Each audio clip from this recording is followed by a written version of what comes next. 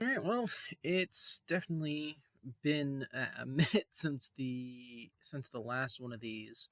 Um, but I think after today's result or today's incoming result, as of time of recording, I think it's pretty needed right now. But the Kansas City Chiefs are going to beat the Pittsburgh Steelers currently at the 2 minute warning. That's 29-10. Um, but at this point, it's another embarrassing loss for a Pittsburgh side that just at this point continues to frustrate me year and year, and honestly the rest of this fan base year after year. And it's getting to the point where if you've been watching this team for long enough, or you've watched specifically the past three games, none of which of course have their own kind of summaries of it, but you know, we've played the Eagles and got whooped. We played the Ravens and got whooped, and now we're getting whooped by a Chiefs team that honestly, after watching them, is nothing overly special. Uh, and obviously credit to all three of those teams. They played well. They did enough to win. Um, but at the end of the day, you have to ask, what is this team? Because you know, we started off pretty hot. We got to a point where, hey, we got double digit wins. We got another winning season. We got all these things, but it gets to crunch time every season, and we're just not able to execute. I don't know if it's an issue of coaching. I don't know if it's an issue of players. I don't know if it's an issue of culture. Um, but at this point, it is unbelievably frustrating how consistently this result seems to keep happening for the Steelers year in, year out. Where, hey, we're incredibly hot and cold. Where we always seem to be right in that middle of the pack. Um, we have pieces. We have a solid defense. We have an offense that shows early in the season that they can get things done. But especially in these, you know, there's always that stretch at some point in the season where just everything breaks down. Whether it's a bounce that doesn't, go the right way, whether it's ill-timed turnovers coming out of nowhere, like has seemed to be the case the past 2 weeks. It's just incredibly frustrating. And just kind of pulling up stats here, like it's Sisyphean at this point, where, especially as a fan, you look at it as, why do I expect something different year after year? Where, you know, we have moments, but we make mistakes. We give other teams the chance and the opportunity to change the momentum. And again, there were certainly moments today that were outside of our control. I see the fumble on the punt in the first quarter that bounced off a Chiefs player and bounced right back to another Chief. I forget exactly all the players involved in that sequence. That just kind of, an unlucky chain of events when that kind of comes together like that. The holding call on Jalen Warren's touchdown, on Jalen Warren's first touchdown run attempt, that was, I would call that a very questionable call. But it wasn't good. We made too many mistakes. The Russell Wilson interception, which caused partially by George Pickens kind of giving up to, or not completing his route, which, as stellar as George Pickens is, do we trade him next year and just try to get a first round pick and try to draft two guys? Do we try drafting a wide receiver and a running back next year? Is the answer re-sign Jalen and drop Najee because his production isn't great? Um, like I don't know. Like this team has so many opportunities to get stuff done, but can't finish the job. And at this point, this has happened for so many years. I don't know where the problem is. I know the game's not quite over, so we may end up at 29-17. But just taking a look through the stats as they sit right now, Kansas City 389 yards, Pittsburgh 364. We've outpossessed Kansas City, and we only have 10 points to show for it. Like I don't that can't be acceptable. Like I don't know how to explain it anymore. And the game has gone final.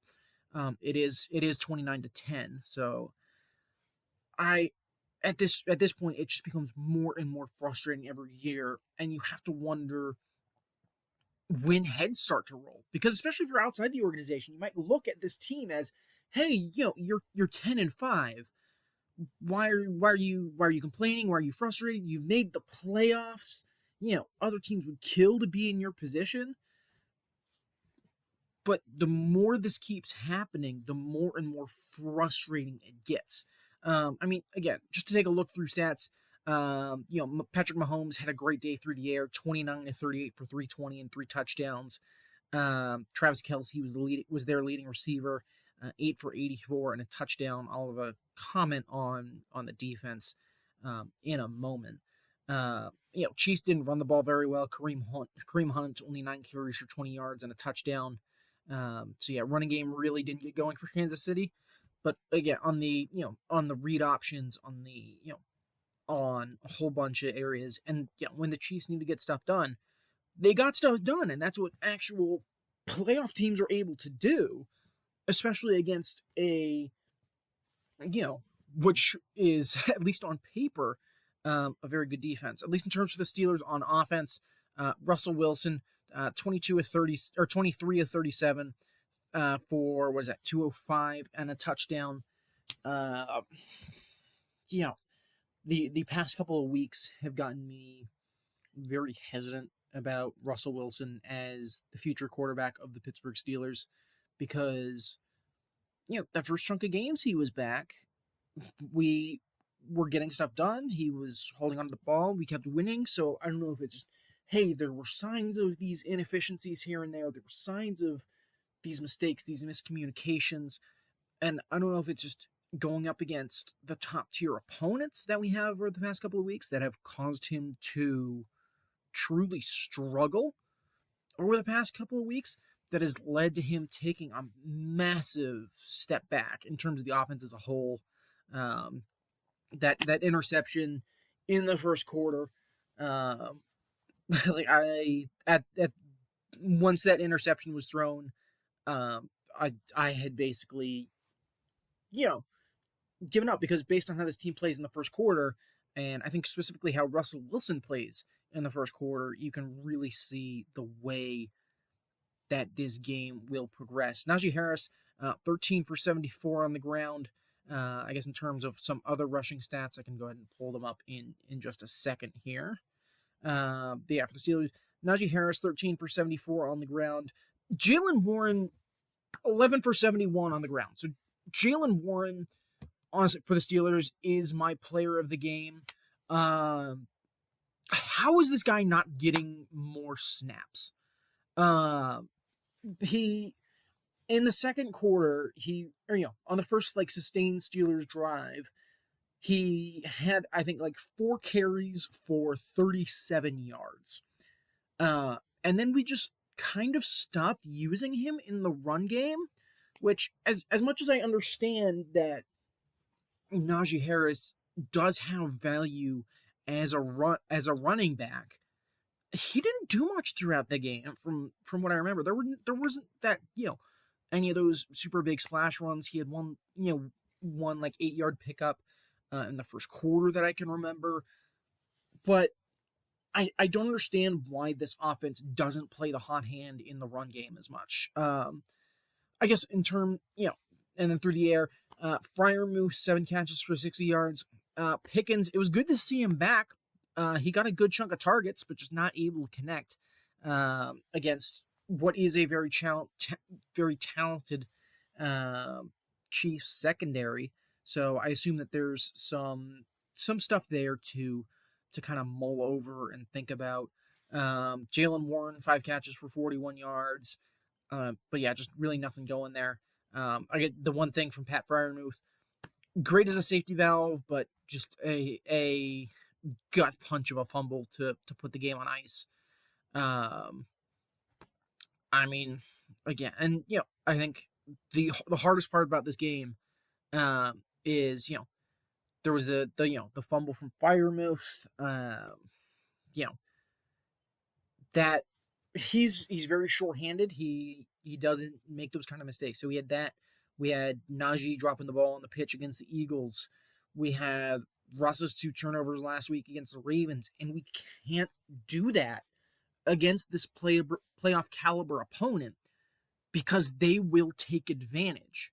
They will take advantage. They will shut you down. They will strangle the life out of you, which is what this team has tried to do and has been able to do against some of the worst competition that we've faced. But again, when it gets to these games, just heart sinks to the floor, and it just doesn't inspire any hope there, and it just gets more and more frustrating. The defense. Um, okay, so I guess we'll talk about the defense first. Um, I mean, I guess in terms, we shut down the Chiefs' run game, which was good. It was good to see us be able to largely contain the Chiefs' rushing attack. I guess I'll go and pull up their stats. So yeah, the Chiefs 20 carries for 69 yards on the ground, long of 12.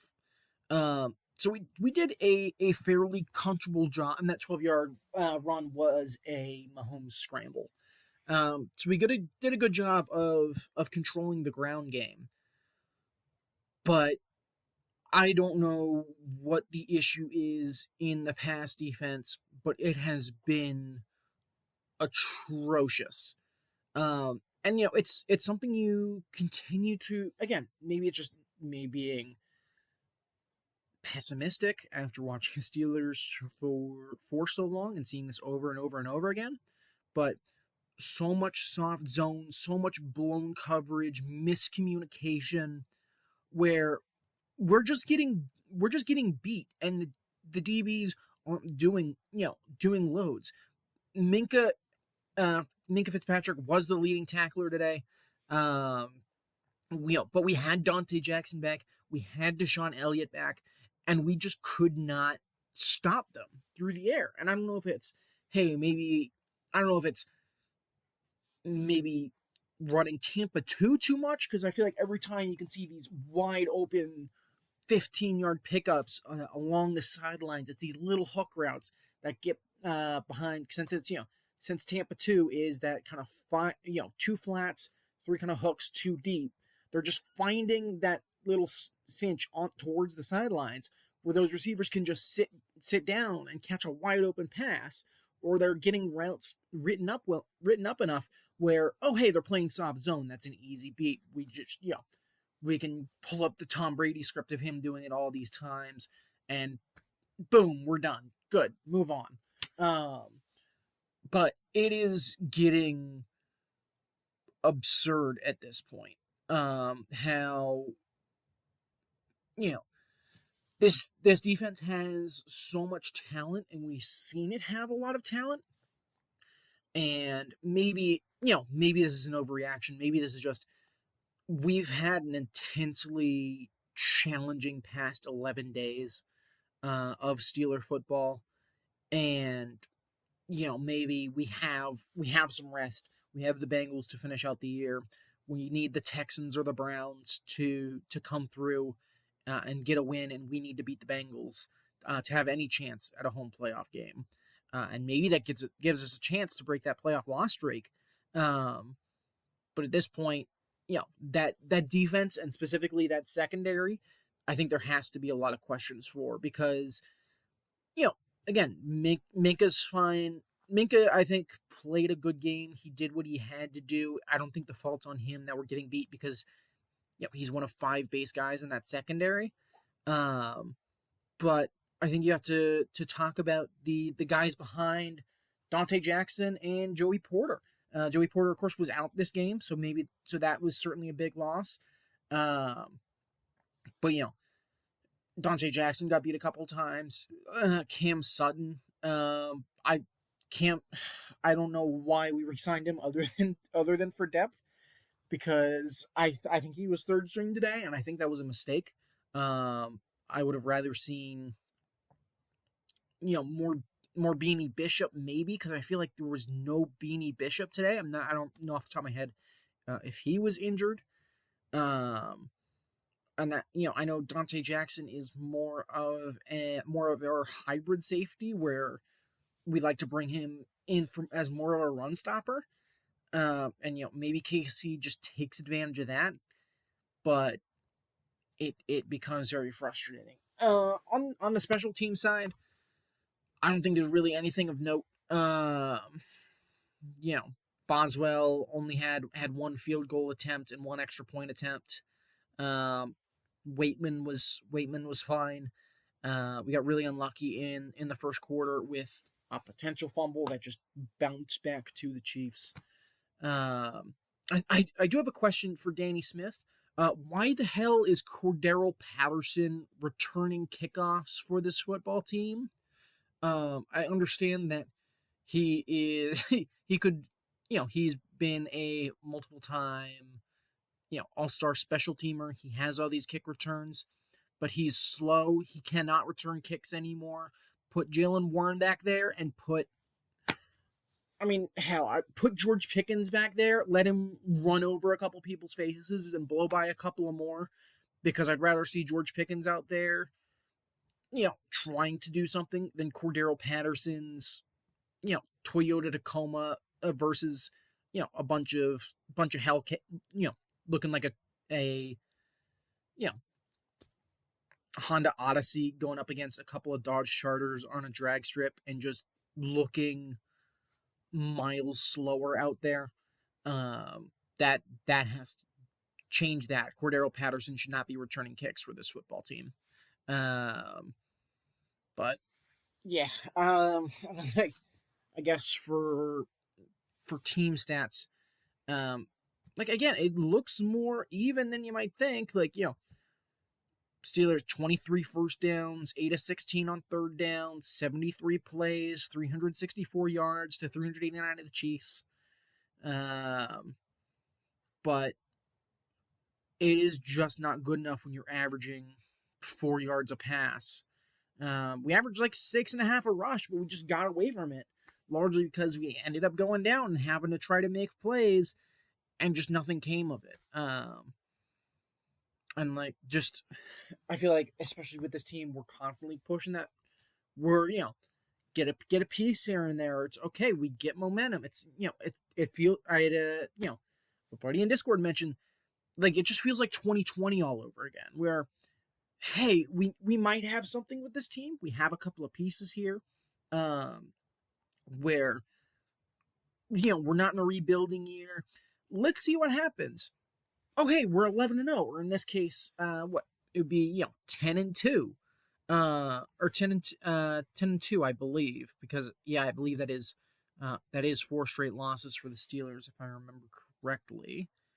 Again, I've been going for almost 20 minutes now, so a whole bunch of stuff is kind of blending together. But let's, just to give a quick look at the past couple of games. No, because we beat. So we were 10-3 after that game against the Browns. But and I guess we were 11-0 or 10-3, or even last year, where it's okay. We fired Arthur. We fired Matt Canada, but we're still in a place where we can make something happen. Kenny Pickett gets hurt. And so Mitch Trubisky starts. We keep playing him for 3 games and lose to 3 of the worst teams in the NFL last year. And now it's, oh, hey, we've played decently well in division. We've played decently well against some of the kind of wild card opponents that we've had to face. We beat the Broncos and the Chargers earlier in the year. Bengals and Browns are always going to give us a fight. But but then it's always just reverting to this state of not playing up to expectation. Failing to play up to the moment, and it just becomes more and more frustrating every single time. And something has to change. I don't know if it's saying, "Hey, we've seen the same thing from Steelers quarterbacks over and over again. Hey, Russ, end of the season, you're done. George, you're going somewhere else because when it comes down to it, how many pieces do we have that will continue to produce at a TJ level or even like a Cam Hayward level for the next 3 to 4 years, which is probably the amount of time that a retool would take. And I don't think it's that much. We have a bunch of people to pay this offseason. We'll have even more to pay next season. And it becomes a question of, I think very, very crucially, what does this team want to be? Are we okay being the 500 team every year? Are we okay with being oh, hey, the Steelers, pop the champagne. We got 9 wins on the year. Everybody can celebrate now and kick up their feet and play out the rest of the year because nothing's wrong. And I think, again, if you're outside of, the Steelers fan base or only kind of tuning in sporadically, you might think, oh, you're not in too bad a spot. But when it's year after year after year of being over 500, being a fringe wild card team, squeaking into the playoffs and losing on the road, and that's your season, there comes a point where you have to consider blowing stuff up. Because I think Omar Khan does an excellent job at bringing in great talent, but I think there also has to come a question of, is the current staff enough to maximize that? Is this the maximum of the team where we have pieces here and there, but it's not quite pulling together? I'm not saying fire Tomlin, but is there a problem with coordinators? Is was I think Arthur Smith. I'm very hot and cold on Arthur Smith, so that there's a question there, and I think that this game shows that the Steelers are not a threat in the AFC. Maybe we play and beat Houston.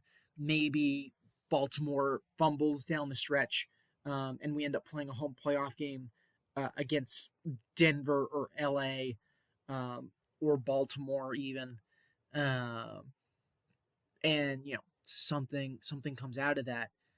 But I think if you're a Steelers fan, this is not a great way to spend your Christmas. But yeah, a lot to get out of my chest and get off my mind, and honestly get some of the anger out at this point. But yeah, Steelers dropped to 10-6 with a 29-10 loss, and have some significant time off before the final game of the season against the Cincinnati Bengals.